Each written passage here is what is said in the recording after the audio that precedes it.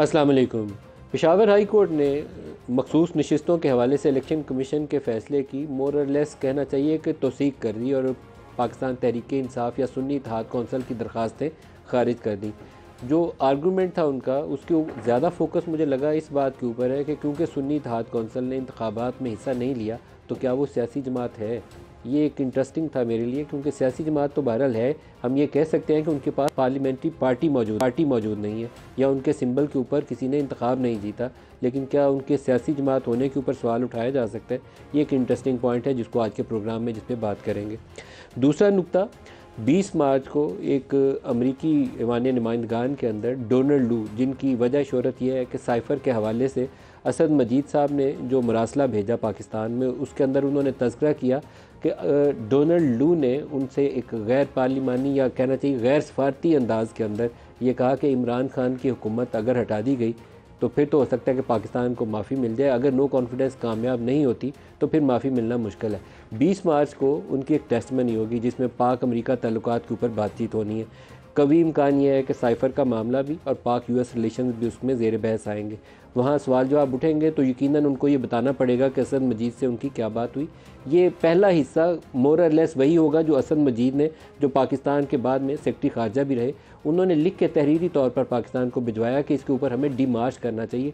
Demarche का मतलब ये था कि उन्होंने कहा कि अमरीकी सफारतकार ने गैर सफारतकार जो सफारतकार के की हैसियत से उनके आदाब हैं उससे हट के कुछ अल्फाज का चुनाव किया, तो हमें इसके ऊपर एहतजाज फॉर्मली रजिस्टर कराना चाहिए। ये असद मजीद कह चुके थे, इसलिए वहाँ तक का हिस्सा तो 100% दुरुस्त है। पाकिस्तान तहरीक इंसाफ का इसके ऊपर या इमरान खान का मौक़िफ़ ये था कि उसी साइफ़र की बिना के ऊपर उसको बुनियाद बनाकर उस वक्त के आर्मी चीफ जनरल बाजवा ने उनकी हुकूमत गिरा दी। ये इंटरेस्टिंग होगा कि इसके ऊपर कोई सवाल जवाब होता है या नहीं होता, अगर होता है तो फिर उसका जवाब क्या आता है। और सबसे इंटरेस्टिंग आज की डेवलपमेंट यह है कि गुज़श्ता रोज़ वज़ीर आज़म साहब ने इरसा अथॉरिटी के ऊपर एक रिटायर्ड सरकारी अफसर हैं ज़फ़र महमूद साहब, बड़ी अच्छी शोहरत के हामिल अफसर हैं, सेक्रेटरी कॉमर्स भी रहे, शायद पेट्रोलियम में भी रहे, चेयरमैन वापडा भी रहे, उनकी तैनाती का नोटिफिकेशन किया और 24 घंटे से कम अरसे में आज वो नोटिफिकेशन विड्रॉ कर लिया पाकिस्तान पीपल्स पार्टी के एहतजाज के ऊपर। शायद शहबाज साहब की जो वज़ारत उज़्मा का सफ़र होगा उसमें हमें ये चीज़ें बार बार देखने में मिलेंगी। एक उनका इस्टेब्लिशमेंट के ऊपर इन्हिसार और दूसरा पाकिस्तान पीपल्स पार्टी को खुशी रखना, उनको राज़ी रखना हर मामले के अंदर। ये दो बड़े इश्यूज़, बड़े चैलेंजेस होंगे उनके सामने। आज के प्रोग्राम में जो दो मेहमान शख्सियात हमारे साथ हैं जिनसे इन तमाम पे बात करेंगे, वफाकी वज़ीर इत्तलात अता तारड़ साहब हमारे साथ हैं। अता तारड़ साहब, आपको मुबारकबाद भी और बहुत शुक्रिया भी हमें ज्वाइन करने के लिए। सलमान नकम राजा साहब पाकिस्तान तहरीक इंसाफ के रहनुमा हमारे साथ लाहौर से हैं, आपको भी राजा साहब वेरी वार्म वेलकम।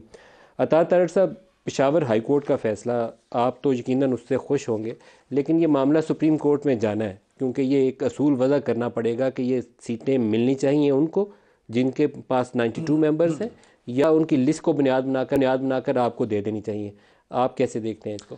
देखिए, इसेंशली जो सुन्नी इत्तेहाद काउंसिल है वो ऐवान में मौजूद नहीं है, पार्लियामान में मौजूद नहीं है, क्योंकि हामिद रज़ा साहब जो सुन्नी इत्तेहाद काउंसिल के चेयरमैन हैं उन्होंने आज़ाद इलेक्शन लड़ा, आज़ाद सिंबल पे लड़ा। लॉ की स्पिरिट या कॉन्स्टिट्यूशन की स्पिरिट ये नहीं है कि आज़ाद उम्मीदवार इकट्ठे हों, वो कोई पार्टी बनाएं या एक पार्टी वहाँ पे अपनी नॉमिनेट कर दें और उसके तहत रिजर्व सीट्स ले जाएं। आज़ाद उम्मीदवारों को 3 दिन दिए जाते हैं, कोई भी पॉलिटिकल पार्टी जो हाउस के अंदर है उसको ज्वाइन करने के लिए, ताकि वो शेयर्स डिटर्मन हो सकें रिजर्व सीट्स के। रिजर्व सीट्स के हवाले से ही मामला बिल्कुल क्लियर है कि ऐवान में मौजूद जो पार्टीज़ होंगी, जो कंटेस्टिंग पॉलिटिकल पार्टीज़ हैं, उनको शेयर मिलना है रिजर्व सीट्स का। आप नई पार्टी वहां क्रिएट नहीं कर सकते, या ऐसी पार्टी जो ऐवान में मौजूद नहीं है उसका नाम लगा के नहीं कर सकते जिसने इलेक्शन कंटेस्ट करके सीटें जीती ना हो। अब मैं ये समझता हूं कि तमाम पॉलिटिकल पार्टीज को कहा जाता है कि वो इलेक्शन से पहले अपनी रिजर्व सीट्स के जो खवातीन हैं, माइनॉरिटी के मेंबर्स हैं, उनकी लिस्टें आवेज़ा करें, पब्लिश करें, ताकि आम वोटर उस पर तासुर कायम करके ये डिसाइड कर सके कि मैंने इस पॉलिटिकल पार्टी को वोट देना है कि नहीं देना। लेकिन ना तो लिस्टें आवेज़ा की गई, ना वो पार्टी ईवान में मौजूद है। तो ये एक, मैं समझता हूँ, अनोमली है। ये अगर कोई ऐसी पार्टी ज्वाइन करते जो ईवान में मौजूद होती तो पोजीशन बिल्कुल डिफरेंट होती, उस पार्टी को शेयर मिलता। अब आपने एक आज़ाद अरकान का ग्रुप बना लिया, ना पार्टी ईवान में मौजूद है, ना आपने कोई लिस्ट जो है वो जमा कराई। सुन्नी इत्तेहाद काउंसिल की क्या लिस्ट लग गई थी इलेक्शन से पहले?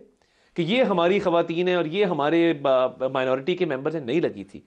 देखिए, अगर आइन को आप 51(6)D को पढ़ें with section 104 of the election act, तो ये मामला बिल्कुल क्लियर हो जाता है कि आपको मिल ही नहीं सकती जब तक कि आप ऐवान में मौजूद नहीं तो हैं। आपका कहना यह है कि नशिस्तें जो मौजूदा पार्टीज़ हैं पार्लियामान के अंदर उन्हीं को मिलेंगी? देखिए, आइन और कानून की स्पिरिट तो यही है कि रिजर्व सीट्स फिर कहीं ना कहीं जानी है, और जो स्पिरिट ऑफ कंटेस्टिंग, डेमोक्रेसी से ये चीज़ मुतसादम नहीं हो जाएगी? मैं मालिक साहब ये समझता हूँ कि ओवर द टाइम पीटीआई ने कानून की इतनी खिलाफ वर्जियाँ की, और 2018 से पहले जो उनको एक प्रेफरेंशियल ट्रीटमेंट दिया गया था, उसका नतीजा ये निकला कि आप पार्टी इलेक्शन ना कराएं, आपका सिंबल चला जाता है, आप कहते हैं जी बड़ी ज्यादती हुई।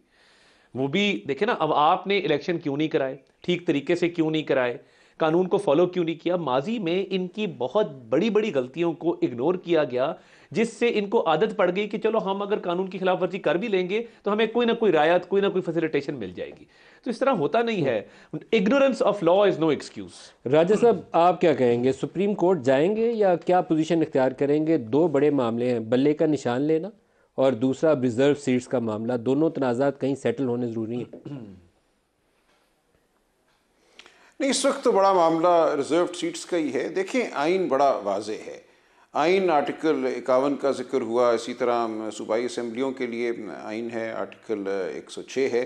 देखिए, वो ये कहते हैं आर्टिकल कि जितनी सीटें एक जमात जीतेगी जनरल इलेक्शन में, उसी तनासब से उसको रिज़र्व सीट्स मिलेंगी, यानी कि जो मखसूस नशस्तें हैं ख़वातीन की और अक़लियतों की, उसी तनासब से मिलेंगी, उससे ज़्यादा नहीं मिल सकती जिस तादाद में सीटें जीती गई हैं जनरल इलेक्शन में। अब यहाँ ये हो रहा है कि इलेक्शन कमीशन के फ़ैसले और आज पेशावर हाई कोर्ट के फ़ैसले के बाद जमातों को उनके तनासब से कहीं ज़्यादा सीटें मिल रही हैं। इसका कोई तसव्वुर नहीं है आइन में। खैबर पख्तूनख्वा असम्बली में सुन्नी इत्तेहाद काउंसिल या PTI की 87 सीटें हैं 115 में से। अब उनको उन सीटों के बदले में मखसूस नशस्तों में से कुछ भी नहीं मिलेगा, जबकि 60 के करीब मखसूस नशस्तें हैं। तो ये एक अजीब व गरीब मज़ाक़ा खेज़ सूरत हाल पैदा हो रही है कि जो जमात जनरल इलेक्शन में 8 फरवरी को या 9 फरवरी के फॉर्म 47 के ज़रिए 2 या 3 सीटें जीती हैं, उसको 7-8 मखसूस नशस्तें मिल जाएंगी, उसकी उस तादाद से कहीं ज़्यादा। तो ये बिल्कुल एक आइन के ख़िलाफ़ सूरत हाल है जो आज पेशावर हाई कोर्ट और इससे पहले इलेक्शन कमीशन के फ़ैसले की वजह से नमूदार हुई है। मेरी नज़र में बात बिल्कुल वाज़ेह है। जब एक जमात को आज़ाद अराकीन ज्वाइन कर लेते हैं, 3 दिन का वक्त हासिल है, और आइन बड़ी वजाहत से कहता है कि किसी भी जमात के जो अराकीन हैं पार्लियामान में, उनमें उन अराकीन को शामिल किया जाएगा जो आज़ाद हैसियत में मुंतखब हुए और मुंतखब होने के बाद उन्होंने उस जमात को ज्वाइन कर लिया। लफ्ज़ वहाँ लिखा हुआ है, including members who join a political party having been elected as independents within 3 days।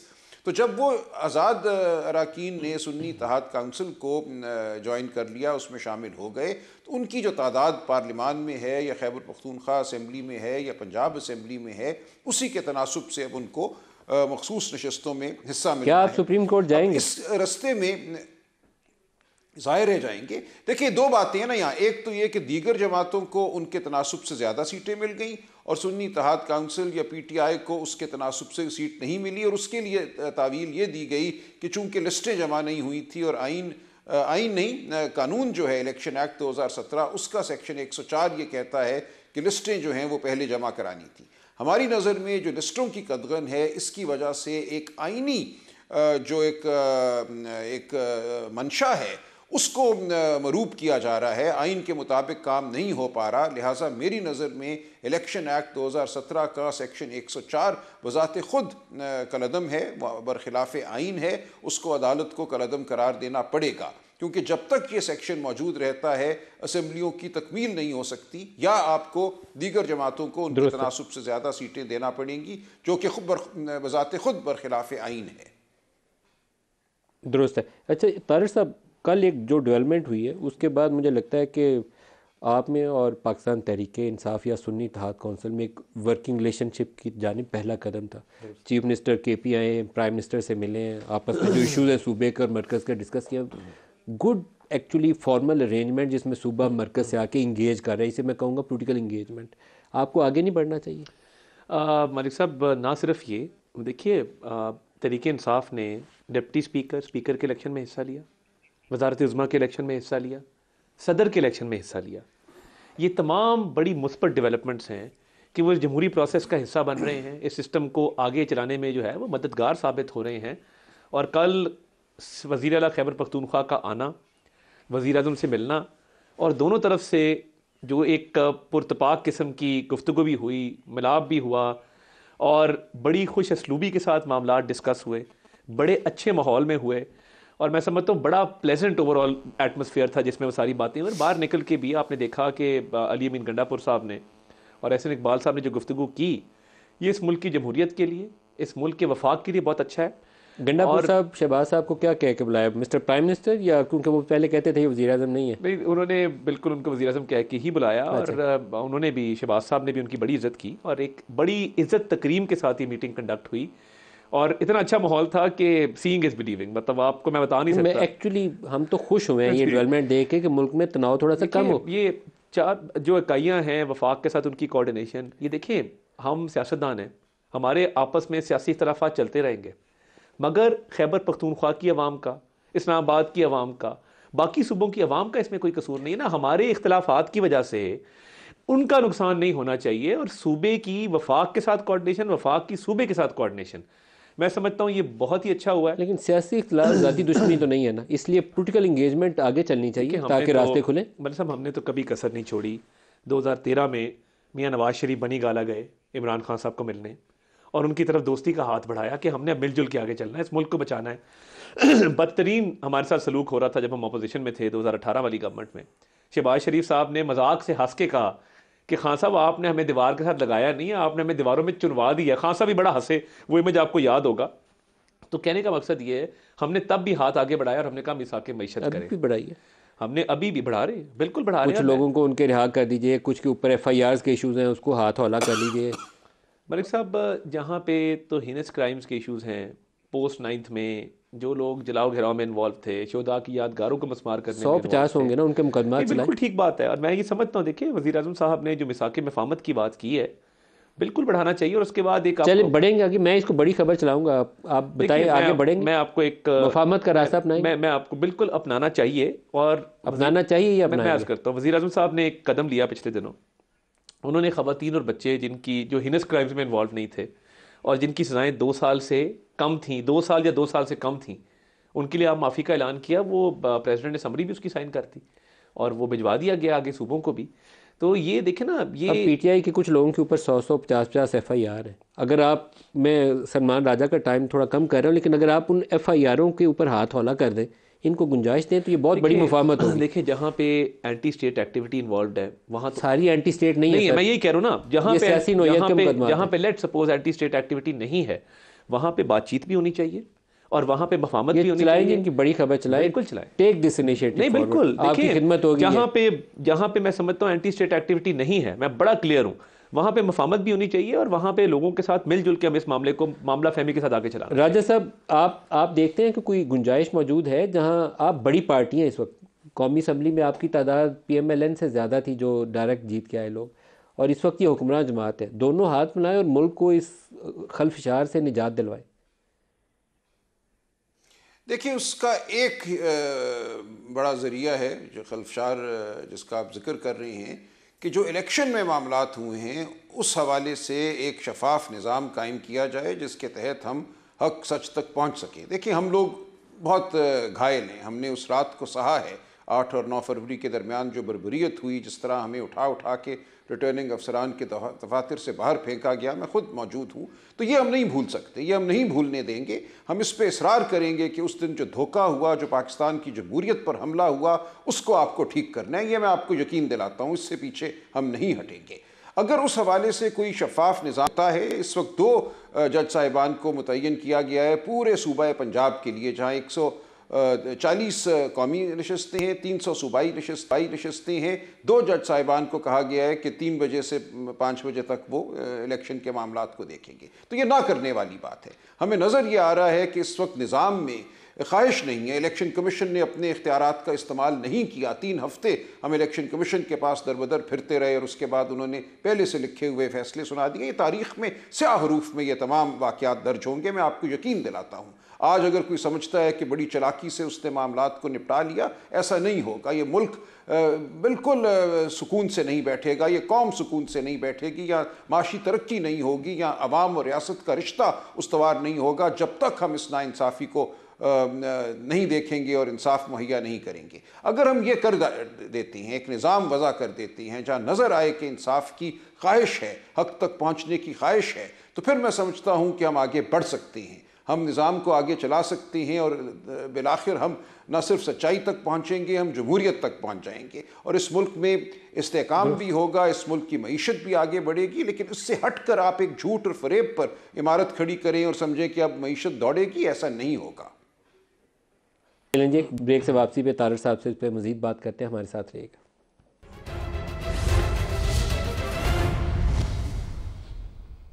Programme में दोबारा खुशामदीद कहते हैं। मिनिस्टर साहब, बहुत सारे इश्यूज़ आपसे डिस्कस करने वाले हैं, उसमें जर्नलिस्टों वाला भी मामला, असद तूर जो है वो अब दूसरी तीसरी दफ़ा पकड़ा गया, उसके ऊपर आप गुंजाइश पैदा कर सकते हैं। ट्विटर की बंदिश है, मुझे अभी तक समझ नहीं आई कि हमने ट्विटर को बंद करके क्या पाकिस्तान की खिदमत की है। इसके ऊपर आप एक पोजीशन ले सकते हैं। बीइंग ए पॉलिटिकल गवर्नमेंट आपको कुछ इश्यूज़ पे स्टैंड लेने की ज़रूरत है, दोनों के जवाब चाहूँगा, असद तूर पे भी और ट्विटर पे। मैं इस पे आता हूँ, जो अभी मेरे मोहतरम सलमान अकरम राजा साहब बात कर रहे थे। देखिए, एक इमारत 2018 में गलत खड़ी की गई, उसकी बुनियादें भी गलत थीं, उस इमारत को गलत, मुकम्मल तौर पे गलत बनाया गया। काश ये तरीके इंसाफ में उस वक्त रियलाइजेशन होती। राजा साहब तो उस वक्त तरीके इंसाफ में नहीं थे, मगर तरीके इंसाफ ने जो 2018 से सिस्टम चलाया ऑन पर, बल्कि 2017 से जो चलाया, देखिए वो एक बड़ी इस मुल्क में गलत रिवायात कायम की गई, गलत मिसालें कायम की गई। कभी इस तरह नहीं हुआ था इस मॉडर्न डे एंड एज में कि किसी पॉलिटिशियन पे हेरोइन डाल दी जाए। आप वज़ीर आज़म तकरीरों में कहे कि मैं फ़लाँ को उल्टा लटका दूंगा, फ़लाँ को मैं मार दूंगा, फ़लाँ को जेल में डाल दूंगा, फ़लाँ का मैं एसी उतार लूँगा, फ़लाँ का खाना बंद कर दूंगा। तो देखिए, ये वक्त का धारा है और हमें सियासतदानों को सीखने की ज़रूरत है कि कभी कोई ऐवान के बाईं तरफ बैठा है, कभी कोई दाईं तरफ बैठा है, तो ये वक्त का धारा चलता रहता है। थोड़ा ग्रेस के साथ और जमहूरी रिवायात को कायम रखते हुए अपने आप को कंडक्ट करना चाहिए।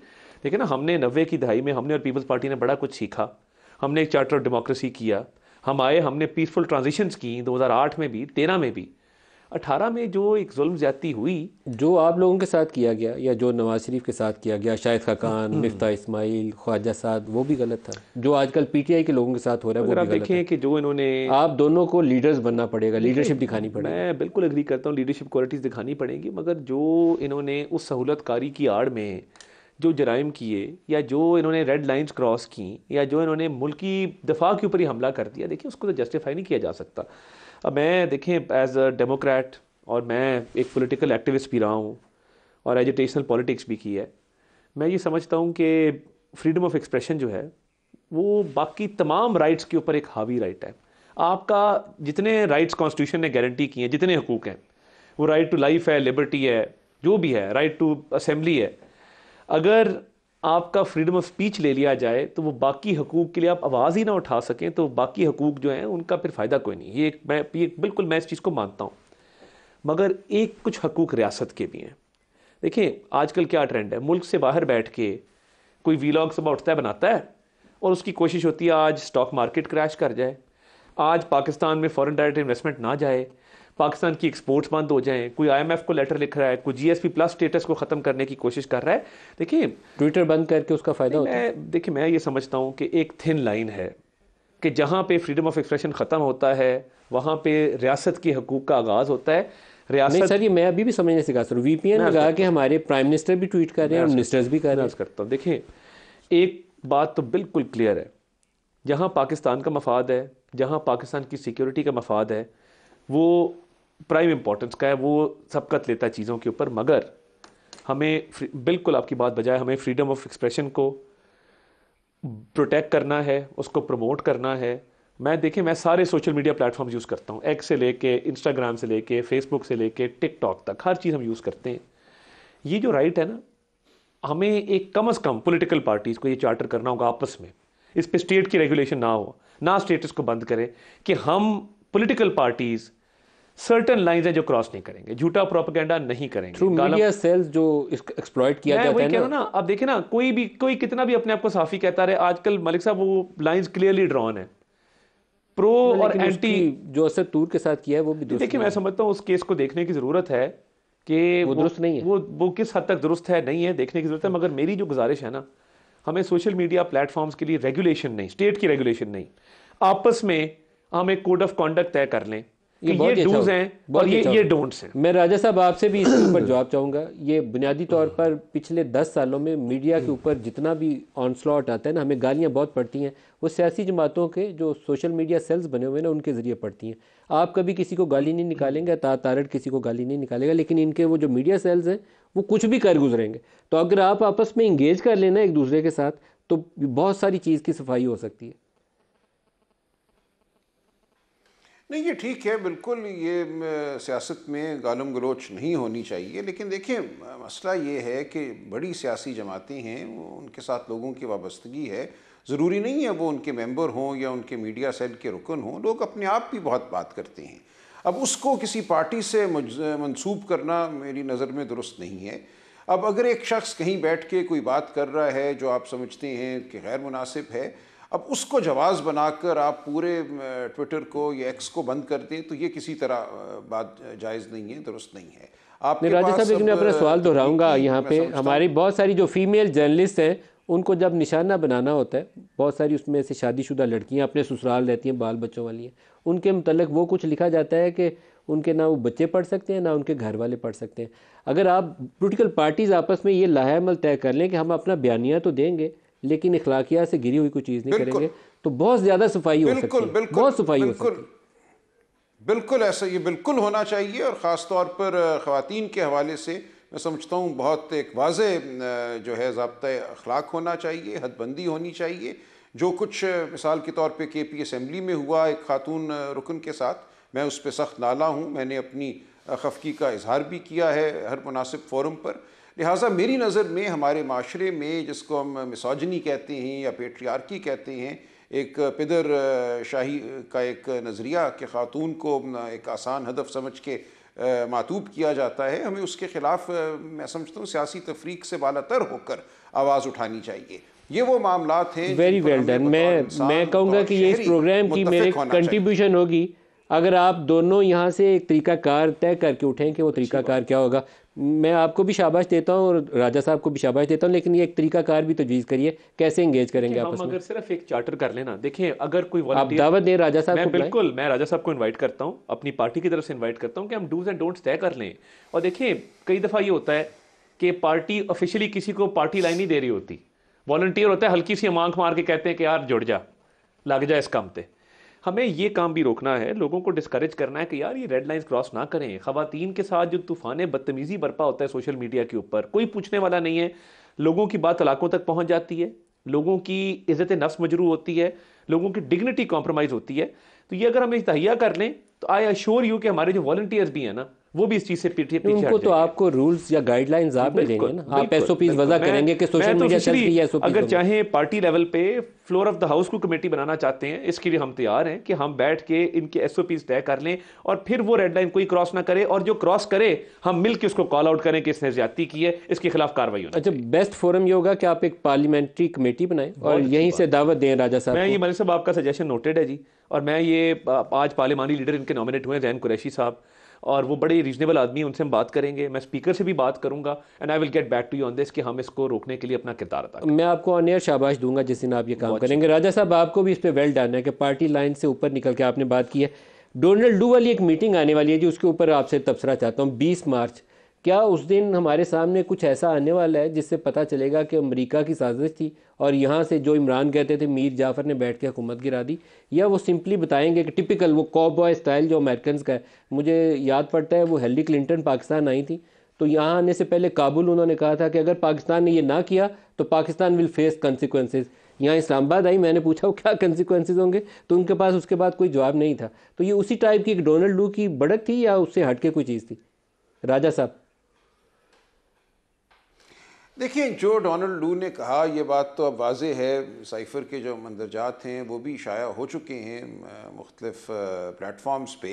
ये इंतहाई गैर मुनासिब बात थी एक अमरीकी एहलकार का ये कहना कि अगर तो ये तरीके अदम इंसाफ कामयाब हो गई तो हम पाकिस्तान को माफ़ कर देंगे।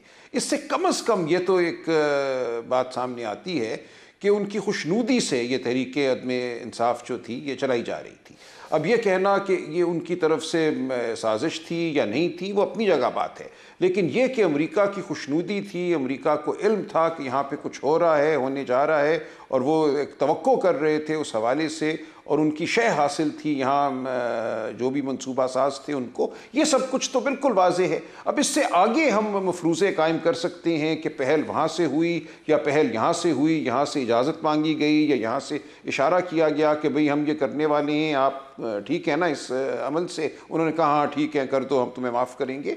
तो ये तमाम बातें तो मफरूज़े की हद में हम रख सकते हैं, लेकिन जो बात बिल्कुल वाज़े है वो ये है कि अमेरिका की कि इल्म से और खुशनुदी से यहाँ पर एक तरीके अदम इंसाफ चलाई जा रही थी, और इसका एक बड़ा तारीखी पस मंज़र है, क्योंकि पाकिस्तान में ये पहली बार नहीं हुआ। अमेरिका का रजीम चेंज का एजेंडा पूरी दुनिया regime change America as a tool use करता है दुनिया के बेशतर ममालिक में, लेकिन पाकिस्तान के मामले में आज मार्च है और यूसुफ रज़ा गिलानी सेनेटर मुंतखब हुए।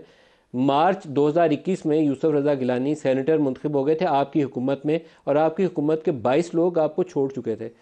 जो उस वक्त की अपोजिशन पार्टीज़ थी PMLN और पाकिस्तान पीपल्स पार्टी, ये इसके ऊपर मुतज़ब्ज़ब थी कि नो कॉन्फिडेंस लाएं या ना लाएं। ये इस्टेब्लिशमेंट से डरती थी कि वो जनरल फैज़ इनके बंदे तोड़ के ले जाएगा और तहरीक नाकाम हो जाएगी, उनसे इंश्योरेंस मांगते थे। तो मेरे ख्याल में ये टिपिकल इस्टेब्लिशमेंट वर्सेस गवर्नमेंट लड़ाई थी, इसको आपने अमेरिका का रंग दे दिया। मैं एज ए जर्नलिस्ट इस पूरे अमल से एक एक दिन के स्टेप बाय स्टेप वाकिफ हूं। जी बिल्कुल ठीक है, ऐसा ही होगा, लेकिन इसमें कम से कम हम ये कह सकते हैं कि अमेरिका का इल्म और शायद उससे बढ़कर खुशनुदी शामिल थी। हम हतमी बात नहीं कर सकते, ये बिल्कुल दुरुस्त है, लेकिन ये एक खदशे का इजहार करना कि इल्म और खुशनुदी शामिल थी, ये खदशा तो हम जाहिर कर सकते हैं। देखें, ये एक अजीब सी रविश बन गई है कि कुछ हो जाए ना अमरीकी साजिश, और ये मैं समझता हूँ इन्होंने शायद कोई नैरेटिव के लिए कोई फर्म हायर की थी, जिसने PR फर्म ने इनको कहा कि अमेरिका से पा दो, ये बड़ा पॉपुलर बयानिया बन जाएगा, लोग स्टिकर लगा लेंगे गाड़ियों पे, क्या हम कोई गुलाम हैं? Absolutely not. आज तक ये नहीं पता लग सका कि एब्सोल्युटली नॉट खान साहब ने किसको कहा था, कब कहा था, किस डिमांड पे कहा था, मगर कौम को उसके पीछे लगा दिया। देखें, पॉलिटिकल मैनेजमेंट का फेलियर। 2 लोग इमरान खान साहब की पॉलिटिक्स मैनेज करते थे, जो ग्रास रूट लेवल के सियासतदान से कनेक्टेड थे, उनको हर जगह इलेक्टेबल्स का पता था। जहांगीर खान तरीन और अलीम खान, ये 2 लोग थे। दोनों को जेल भेजा गया, दोनों पे मुकदमात कायम किए गए, दोनों को पार्टी से बेदखल किया गया। फिर एक वक्त आया कि खान साहब को बजट पास करवाने के लिए भी फ़ोन करवाना पड़ता था, और ये मुझे परवेज़ अली साहब ने खुद बताया। उन्होंने कहा जी मैं काफ लीग का सदर हूँ, तो मुझे बाकायदा खान साहब के लिए फ़ोन आता था कि जी कल अपने मेंबर जो हैं वो आप डिनर पे भिजवाएं, बजट पास होना है। जब आप अपनी पॉलिटिकल मैनेजमेंट कमज़ोर करते हैं और उसके बाद आप रिलायंस करते हैं कि जी मुझे कोई और मेरी मदद करेगा, तो भैया आप अपनी पॉलिटिकल मैनेजमेंट की क्यों नहीं करते? अपनी पॉलिटिकल मैनेजमेंट का फेलियर अमेरिका पे डाल देना। क्या 20 मार्च को कोई वहाँ से सरप्राइज़ निकलेगा या नहीं? मैं नहीं समझता। ये साइफर वाला जो पूरा एक ढोंग रचाया गया, साइफर इज ए रियलिटी, लेकिन ये कहना कि अमेरिका ने हुकूमत गिराई है वो वाला हिस्सा देखना पड़ेगा। देखें, साइफर 100 तरह के आते हैं, 100 तरह के जाते हैं। उसमें डिस्प्लेजर भी होता है कई दफ़ा, उसमें अनॉयंस भी होती है, उसमें कई चीज़ों पे खुशी भी होती है।